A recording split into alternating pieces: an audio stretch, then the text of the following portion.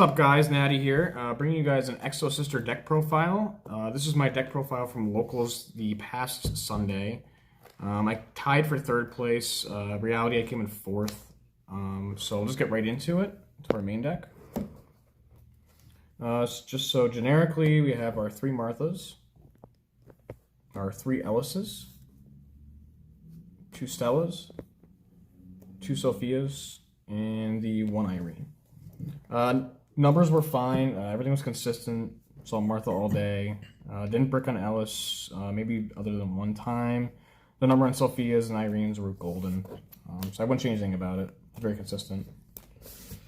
Next, into our Spirit lineup, we have 3 Aratama. This card was insane all day. Just got the engine rolling, baited out hand traps, and just got us into our extra normal summon with Saki Tama. This card at 2 is much better than at 3. Just seeing it last being able one. You want to see your Gozens, your traps, honestly, in your opening hand with your full combo. Just so you can search for the other trap or the other Exosister trap. And just for hand traps, we just got 3 Ash, hit the branded deck, and the 3-dimensional shifter, hitting every deck with cash. So, and into our spells, 2 pots, 3 Raigekis, kind of backwards here, but 3 packs. And the 1 call by just hit Ash against our Martha. The Prosperities at 2 were fine all day. I pretty much saw them every single match. And then next, for our traps, the 2 Returnia, the 1 Bodice. Numbers were fine. Just for grind game. Usually I just save this for grind game if I could. Just wanted this turn 2 or 3. Our 3 Imperms. And lastly, just what makes this deck so good against the current meta is just Goza match. It hits just about every single deck except Labyrinth. Next, we'll get right into our extra deck. Same thing again, stick with the 2s. So we'll go 2 Magnifica, our 3 Michaelis, our 2 Caspitels, 2 Jabrines, and the 1 Sophiel. Numbers were good all day. I only went into Jabrine only to OTK or just to kill. Everything else was fine. I wouldn't really change the numbers on it. So, and then lastly, we just have our Zeus, our Future. This card was insane. It came at least about 2 or 3 times throughout the day, just baiting out Nibiru before I used my Martha effect. And it was just a good card to end on, just a good boss monster. Just to be careful, you can't use a Returnia underneath this. You could only control Exosister monsters. So you just kind of have to plan around that. And lastly, just to get into our Future, I have Gaga Magician, and just to kill Flu and other types of decks, Baguska. So that's it for the extra deck. And lastly, we have our side deck. I didn't just go too crazy on my side deck. I kind of just went for board breakers and just going first cards. So for back row, what's 2 Lightning, 1 Harpies. Came up all day. I played Labyrinth and Trap Tricks and drew it every time.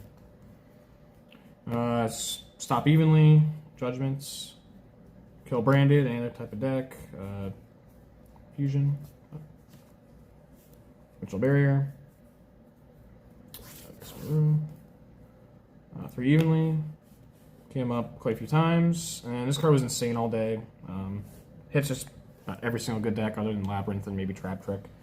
So that's about it. I guys hope you enjoyed the deck profile. Give this deck a try if you haven't. It's an insanely good deck, very consistent, and just being able to play Goza match and Shifter in the main is just crazy for the deck. So I hope you guys appreciate the deck profile. Leave us a like, subscribe, and have a good day. Hey everyone, this is Nolan from Natty and Nolan. Went to locals with Natty this past weekend. We both went X1. I got 3rd place. Natty got 4th, tie for 3rd.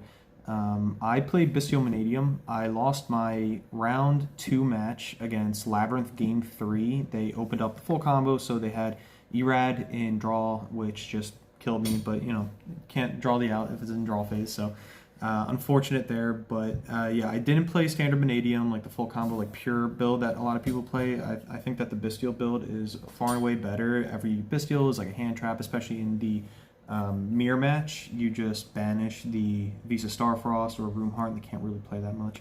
So I'll just get right into what I played here. So first thing, for hand traps, I played 2 Ash, And then I played 3 copies of Infinite Impermanence. These are the non-Bystial hand traps here. So these worked fine all day. I only played 2 because I was really only worried about Branded, so Branded Fusion. Imperm, because there's still Cashier running around. You kind of have to hit the Unicorn or a Luber. You got to hit the Luber. That's pretty much it for like the standard hand traps. The Bystial engine, I still count them as hand traps. So I have 2 copies of the Bystial Lubellion. I have 3 copies of Bystial Magnemut. I have 2 copies of Druisworm. I have the 1 Saronir, and I have the 1 Baldrake. Massive threats all around. So again, I count all these as hand traps, especially in the current meta where you can banish like Kuklok, you can banish Toby Torby, Chandraglier, you can banish anything else in the graveyard. Mirror Match is pretty good. Dragon Link, it's really good as well. So 2 Druisworm, this came up every single match where I would tribute it for Lubellion, or I would special summon it back off of Dissipator just to threaten the not only the attack stat, but also if I send it away or use it as synchro material, I can send a card on the field to the graveyard that my opponent controls, a special monster. Saronir is only here as a hand trap 1 and 2 to send Branded Regained, so that way end phase if Branded Beast is up, I can replace it. Baldrake was also another massive target for a lot of decks. Every time I summon this, they always try to find a way to out this because it's an instant banish for the extra deck. And it, you know, if I have Druisworm and Baldrake, it banishes one, and then this will send another. So that's the Bystial engine. Mannadium / Vsauce engine. I have 3 copies of Roomheart, searches any Mannadium card. Only 2 copies of Rykart. The reason I run 2 is 1 is not enough because if you get Bystial in the mirror match, you want to have a second one spare. It's also just a really good normal. It's a really good special. It's a 1-card full combo. And then we have 2 Visa Starfrost. I was thinking about playing 3, and I was playing 3, but it became too bricky. So instead of playing 3, I actually put in the Baldrake as the replacement for the 3rd copy, which was in the end a really, really solid decision. Roomheart is also full combo now with the new support as well. This ends you on like a format Apollosa just by itself.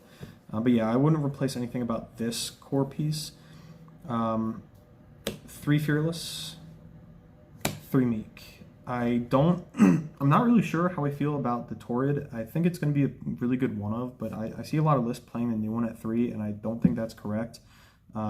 Both the effects, as far as I'm aware, are hard ones per turn. These ones are not. These ones float. These ones you can synchro with your Bystials. You can to get into Excel. You can synchro with level 4s, get 2 draws. It's also good if you have any spare left over to go from like Cross Sheep into Apollosa. So 3, 2, 2, 3.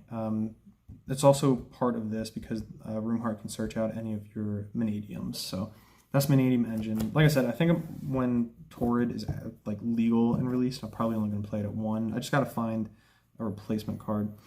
Spells, I have 3 Calarium, and then the other part of the Mannadium stuff. 1 Obsidian, 1 Imaginings. You don't need any more than this. If you're playing more than one of each of these, that's ridiculous in my opinion. Roomheart searches this, so you have 4 copies of this. Which in turn searches you this. You have 4 copies of it. Like it all floats into each other. Imaginings actually came up a lot for the draw 2, put a brick back. If I had 2 Vsauce, I would put 1 back. It also made my Scareclaw Rykart a level 4 tuner. I drew a Druisworm on the field, synchroed it into Barone, send a monster, pop another, negate something. Actually, it did come up 2 times. Obsidian's just good to search your counter trap, or if you already have the counter trap or any other spell, you search Calarium, which you have to. Scareclaws, play 1 and 1. You don't need 2 or 3 of this. If you're going into a grind game with Mannadium, you should not rely on your Scareclaw engine because it's not powerful enough.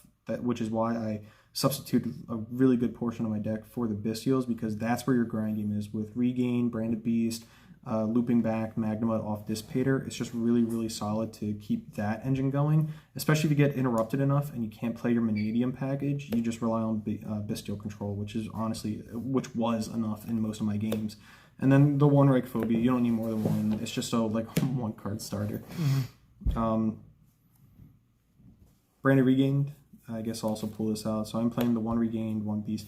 This card was such a house. Everyone was so scared of this. I would For example, like you could tribute your Dissipator for Baldrake, bring it back the second they normal summon, normal or special something. Then you have Bystial Dissipator's effects to go off.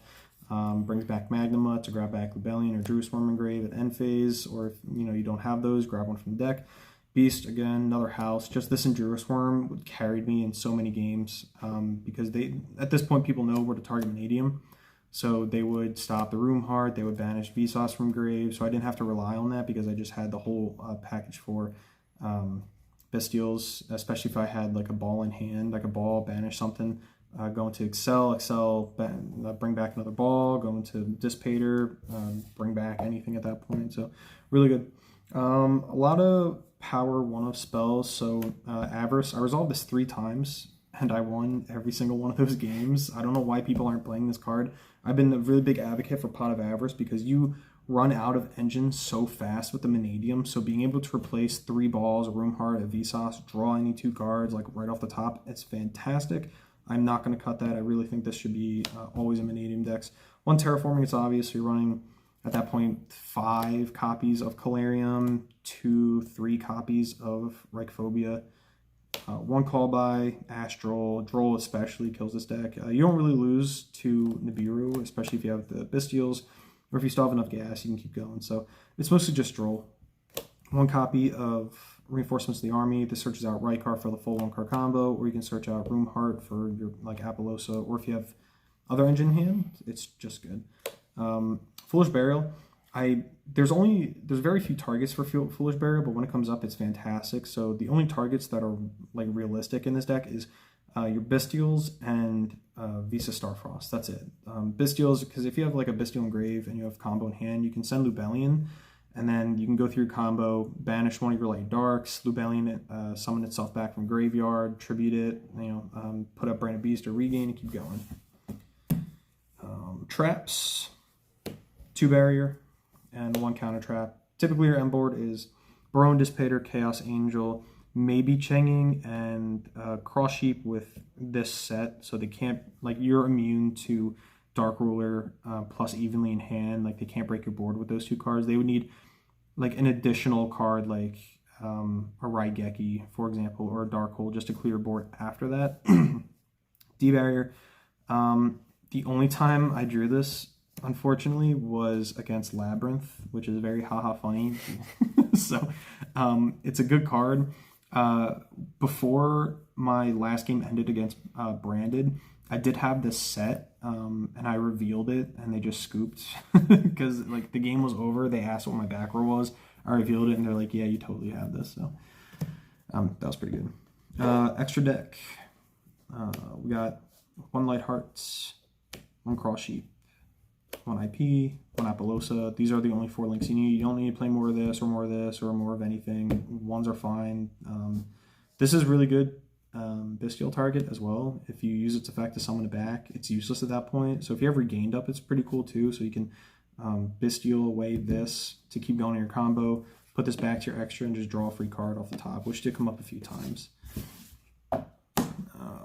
2 Vicious Astrolabe. This card is a house. There's an infinite loop with Barone. So in standby phase, if you have a ball in grave and you have this in your graveyard too, you have Barone in standby, put itself back, summon this. You can go Chainlink 1 to pop a card they control, so they can't, they have to respond to the last card, which is Cross Sheep, so have to target something. Vicious, you just target a card they control to pop. Cross Sheep, you summon back a ball. So at Resolution, you pop a card they control, and then you synchro back into Barone. You can do that every single standby phase, because it was properly summoned from the extra deck by its own requirements. So you can do that. And you play 2 of them.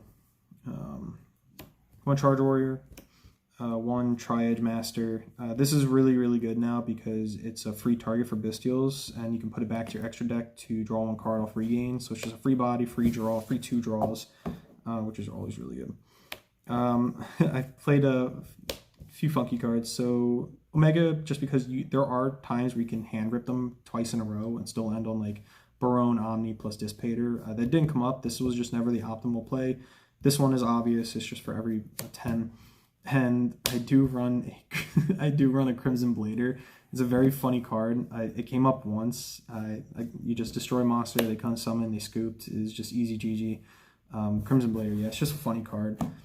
The 10s, Chaos Angel, Dispater, Barone, and Changing.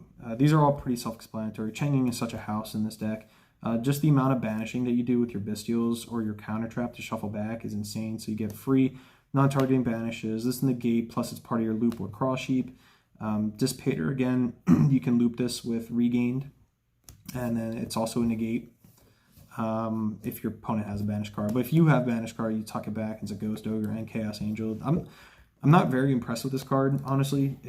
I honestly think I only ended on this card once, just because I never felt like it was the most optimal play, and I was correct every time. I kind of want to change this out for the Ice Jade Synchro 10 or something else. Maybe like a second Dispater, second Barone or something. But yeah, I just didn't really like this card. It had its uses to like stall out, but at some point like I had to play, and it just never felt that great to wait that long. Side deck. 3 Droll, this came up. I mean, it's pretty obvious. Mirror match. If you go against Branded, it actually hurts now too. Kashtira. I played 2 Kaiju, Sticky String, and Gamasiel. So the reason I didn't play 2 Gamasiel is because if I open up both of these by any chance, opening 1 is fine, but if God forbid I open 2, I could Sticky String my opponent, special summon my own, and then normal summon a ball to get a level 10 synchro on the field. So that's why I played both of these. You could play the other 8, which is Radium, but it's too high of an attack for me, so I just rather play these. And then the 1 Pancratops, which did come up. It served its purpose, forced out something in battle phase, let me keep playing. Spells, 3 Dark Ruler, 2 and 1. So these are just standard ratios. I mean, especially going into next format with like the stupid Infernoble stuff, how it's just like full combo through 9 hand traps. These especially are going to be really, really good. So keeping these, serve its purpose. Against Trap Tricks, they do put everything in attack, even a Zeus.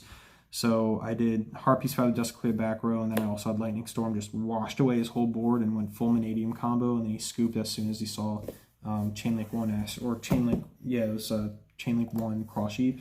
So he just scooped after that. Serves him right. Yeah. And then evenly matched. I mean, what can I say? If you play through their negates, or if they don't have trap negates, like if they end on like Nat Beast, Dispater, or something else, just evenly match, put them on 1 card and keep playing.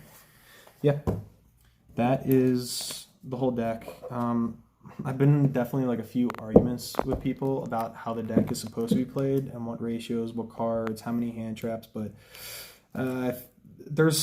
everyone's valid and invalid. I don't think playing more hand traps is good. I don't think pure Mannadium is that good either. I think the Bystial engine, like playing Bystial control on the side, is just the way that it's going to be played. At least for now, I'm hoping that's the same way into next format. And I mean, the second time I've topped the locals just with this deck.